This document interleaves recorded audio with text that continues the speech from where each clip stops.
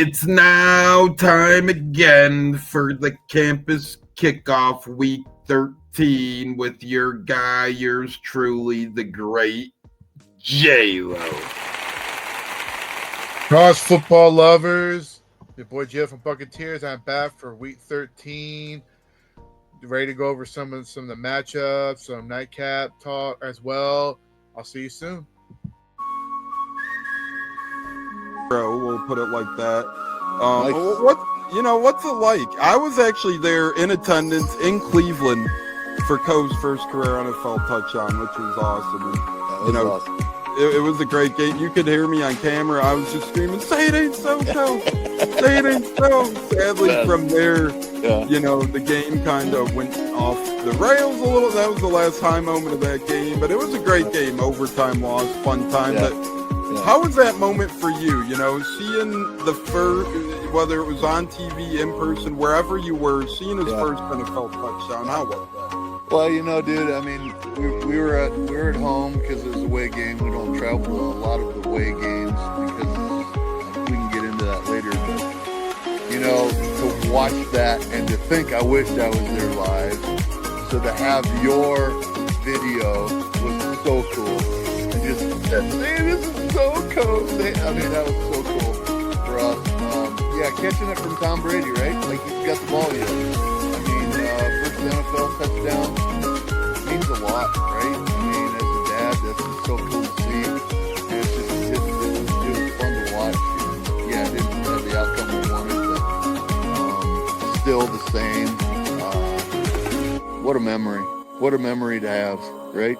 So, and honestly, cool. those.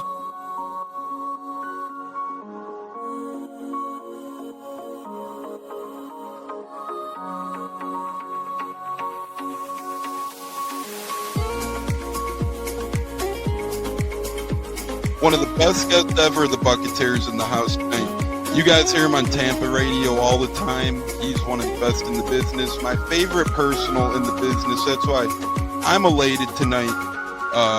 Growing up in the Chicago area, you're used to sports radio. That's what gets me through the day. So this man does help get me through the day, I will say, with the Pat and Aaron show at work. Nothing like it. So it's incredible. It looks like we got Stunna bumbling in. I'm Tampa Tones. We are joined by lead goon tonight, host of the Pat and Aaron show of WDAE, Pat Donovan. And it sounds like Stunna is bumbling a little bit. Going to put him on mute for a second until that gets a little clear. But we're joined by Pat Donovan. It looks like Stunna's hanging out with Cheech and Chong in a car with the windows up or something over there. It does look like you got a little... No, my camera's broke. And he was trying to pull me in big time. And then I was like, hey, nothing's happened with Indianapolis yet. Like, I really want to give Indy a chance.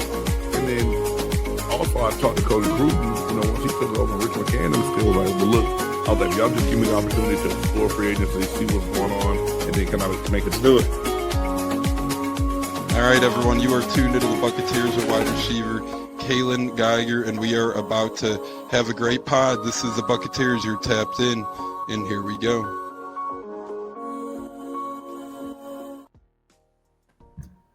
Time to sit back, relax, and crack a cold one as we get ready for the big week 13 college football week with your host and yours truly, the great Jlo.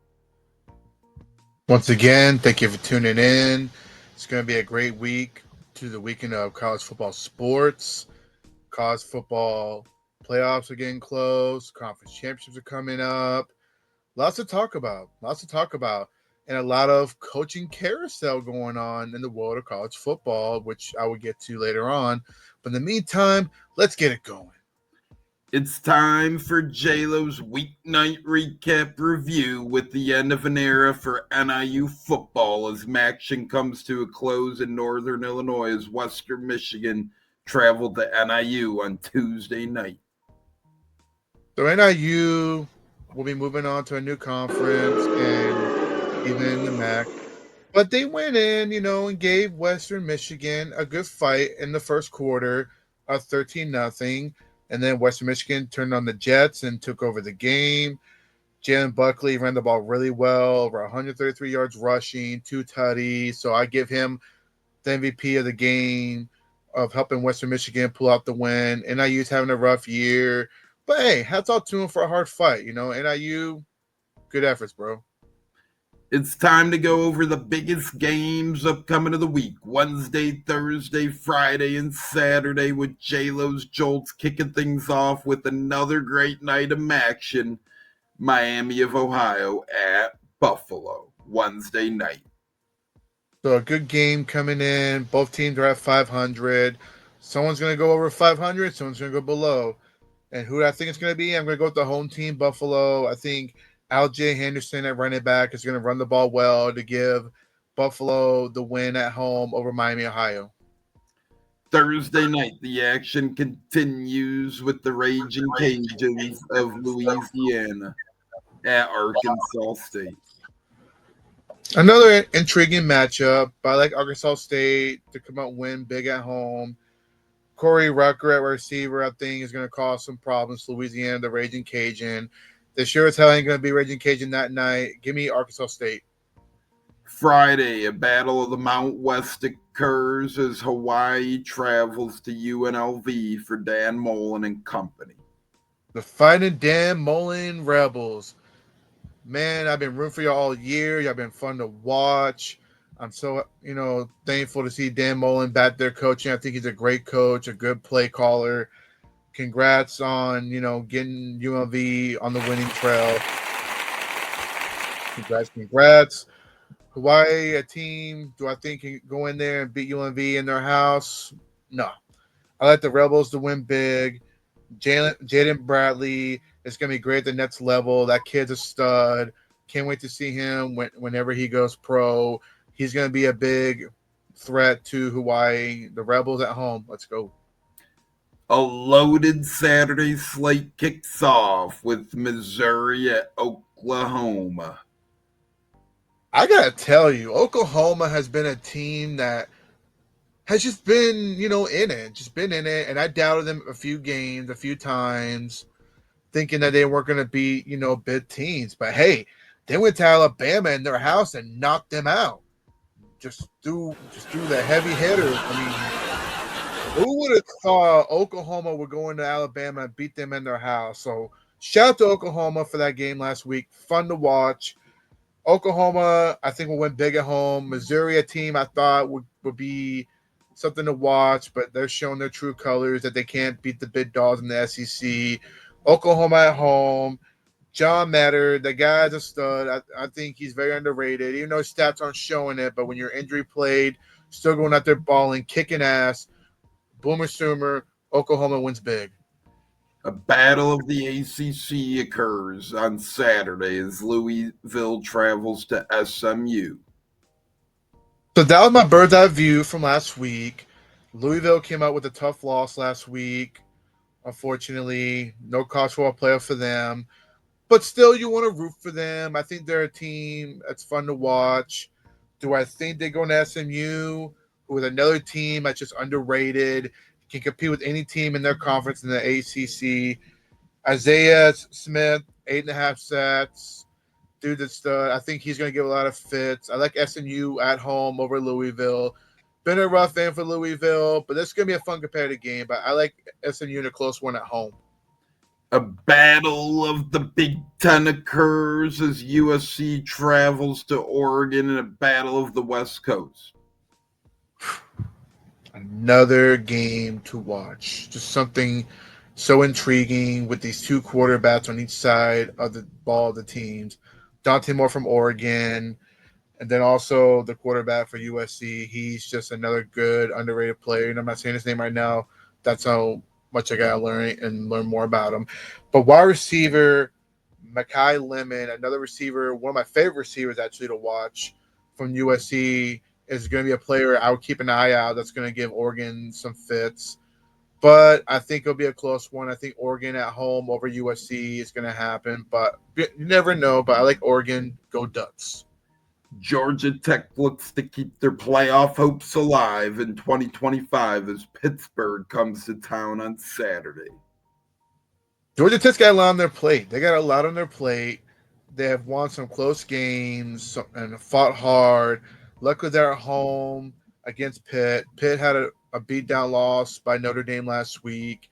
I think they're going to take another loss to to Georgia Tech. I'm sorry. Georgia Tech, I feel at home will get a close win as they keep battling to make the college football playoffs. We round things up with Jlos Jolts with the big Saturday clash in the Big 12 as Cincinnati hosts BYU. Cincinnati has been another team I felt doesn't really get looked at very well. But going against BYU, LJ Martin at running back, he's one of my favorite running backs in college football. I feel he's going to run the ball well. I like BYU to go on the road and beat Cincy in their house. It's time to get those hands dirty and dive deep into the swamp of Florida Gators football with some good old Gator Bites and your host, Jaylo.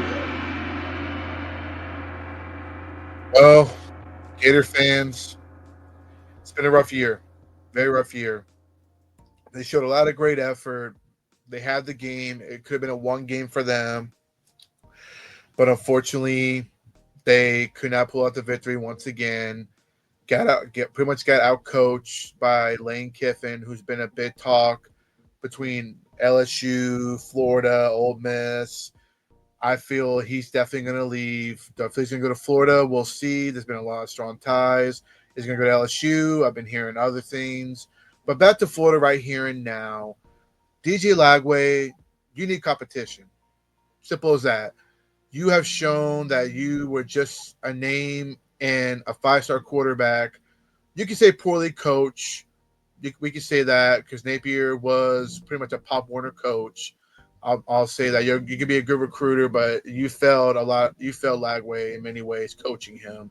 But at the same time, Lagway, you were injured most of the offseason. You couldn't participate till close to season start. You showed some great throws against Ole Miss, but the turnovers, dude, that's going to cost you in so many ways. You cannot be throwing turnovers when you're competing in the SEC.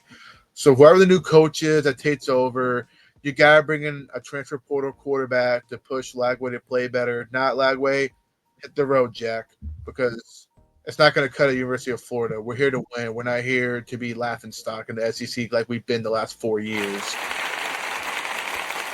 And add to that, they got Tennessee at home. Tennessee has not beaten Florida in the swamp since 2003. You hear me? 2003, they have not won in the swamp.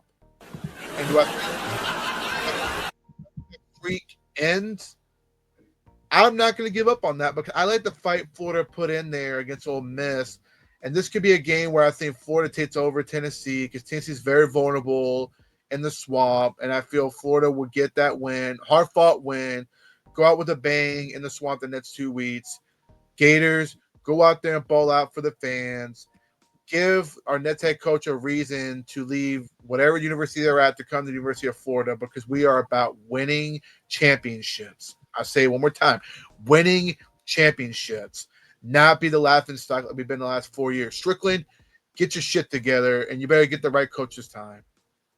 It's hard to believe that rivalry week is upon us with the look ahead and the bird's eye view with yours truly for week 14 of college football with Jaylo. So my bird's eye view, I mentioned it earlier, Georgia Tech is a team, got a lot on their plate. They got Pittsburgh this weekend, and then they got Georgia next week, and those two are going to battle for a playoff spot. That, to me, is going to be one of the most popular games next week, especially Georgia Tech pulls out the victory, which I think they will. Then you're going to have 2 one-loss teams in Georgia at Georgia Tech and Georgia Tech's house. That, to me, is intriguing because Georgia is very vulnerable and they're very beatable. Let's see how they can go into Georgia Tech and possibly beat Georgia Tech in their house. And do I see it happening? I'll go over that next week.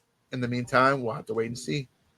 A quick program and update before we get to the finisher. Jlos Jolts and the rest of the great scenes there of the campus kickoff will be brought to you throughout bowl season weekly here on the Buccateers as we wrap things up here with the finisher with yours truly, J-Lo. Whole season. That's going to be so much fun. I can't wait to go over all the matchups. Everything together. It's gonna be one of my favorite events. Bowl season's one of my favorites. From the smallest to the top, baby. That's going to be so much fun to talk. Even though my Gators won't be in it, but it's okay. I'm going to look at other teams and just kind of go over the matchups, what's winnable, plays to look out for. Just keep on watching. Support your boy, Jlos from Campus Kickoff. Support the pod of Bucketeers. We got so much going on this season. We brought the fire, the passion, everything to it, everything we have. So, J-Lo for Bucketeers, thank you for tuning in. I will see you next week. God bless. Bro, we'll put it like that. Nice. What's it like? I was actually there in attendance in Cleveland for Coe's first career NFL touchdown, which was awesome. And, Awesome. it was a great game. You could hear me on camera. I was just screaming, "Say it ain't so, Coe! Say it ain't so!" Sadly, Yes. from there, Yeah. the game kind of went off the rails a little. That was the last high moment of that game, but it was a great game. Overtime loss, fun time. Yeah. But how was that moment for you? Seeing the first, whether it was on TV, in person, wherever you were, seeing his first NFL touchdown. How was that? Well, dude, I mean, we were at home because it was a away game. We don't travel to a lot of the away games because we can get into that later. But to watch that and to think I wished I was there live. So to have your video was so cool. And just hey, this is so cool. I mean, that was so cool for us. Catching it from Tom Brady, right? Like he's got the ball yet. I mean, first NFL touchdown means a lot, right? I mean, as a dad, that's just so cool to see. And it was fun to watch. And, it didn't have the outcome we wanted, but still the same. What a memory! What a memory to have, right? So, And honestly, cool. those.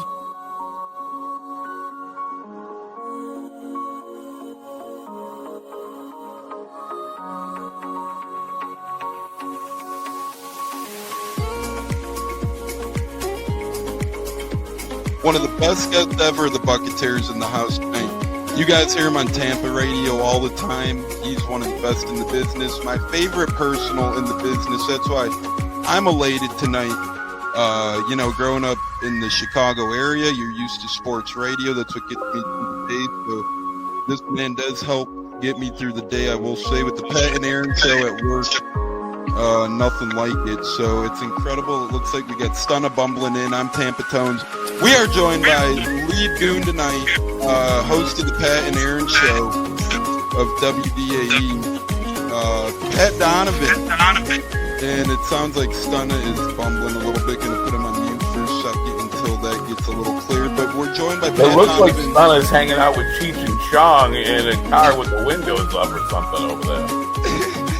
It does look like you got a little. No, my camera's broke. And he was trying to pull me in big time. And then I was like, dang, nothing's happened with Indianapolis yet. Like, I really want to give Indy a chance. And then also I talked to Cody Gruden, once he took over Rich McCann and still like, well, look, I was like, y'all just give me the opportunity to explore free agency, see what's going on, and then can I make us do it. All right, everyone, you are tuned into the Bucketeers of wide receiver Kalen Geiger, and we are about to have a great pod. This is the Bucketeers. You're tapped in, and here we go.